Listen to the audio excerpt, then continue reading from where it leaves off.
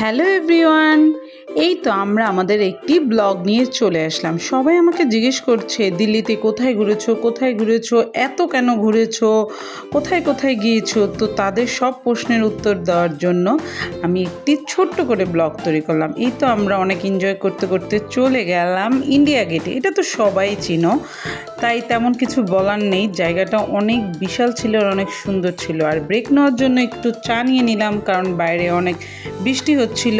এরপর আমরা চলে আসলাম গঙ্গাতে তীর্থ করতে। জাস্ট ওইখানে যে আরতিটা দেখার মতো ছিল। ভোরেরটা দেখতে পারি নাই, বা বলা চলে যে দেখার জন্য আসলে আমরা যেতে পারি নাই, বাট সন্ধ্যার যে আরতিটা ছিল মানে অসাধারণ ছিল।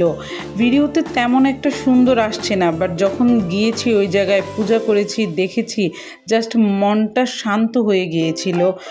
হয়তো ভগবান ডেকেছিল বলেই কোনো প্ল্যান ছাড়াই এত সুন্দর জায়গা ভ্রমণ করা হয়েছে।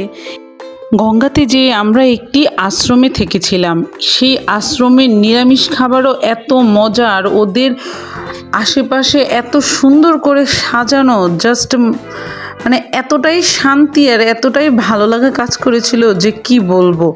খুবই দেখার মতো ছিল আশ্রমটি।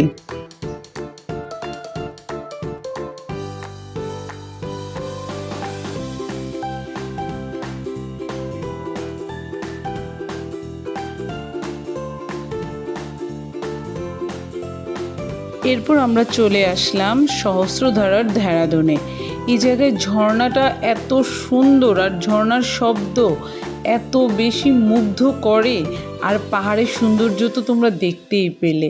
এখানে পাহাড়ি খাবার আর ওদের ওয়েদার আর নিস্তব্ধতা আমাকে জাস্ট মুগ্ধ করেছে।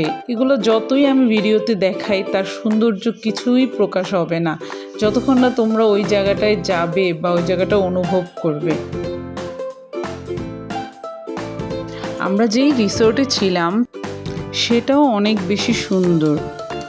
এখান থেকে ডাইরেক্ট পাহাড়ের ভিউটা দেখা যায়। আর এখানে একটা কিউট একটা বিড়াল ছিল।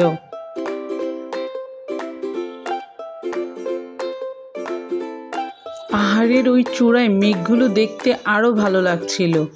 তো আমাদের ব্রেকফাস্ট এসে পড়লো। আমরা ব্রেকফাস্ট করে চটজলদি করে বের হয়ে যাব পাহাড়ের ওই চূড়ায় মেঘগুলো ছুঁতে। ওই জায়গাটা হলো মাসুরি। এত সুন্দর লেগেছিল মেঘের ভিতর দিয়ে হাঁটতে।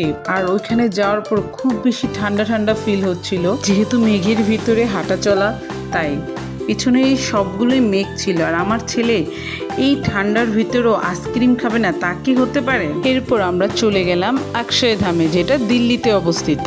আমাদের ঘোরাফেরা প্রায় শেষের দিকে। সবাইকে থ্যাংক ইউ আমার এই বাজে বয়েসটা এতক্ষণ টলারেট করার জন্য।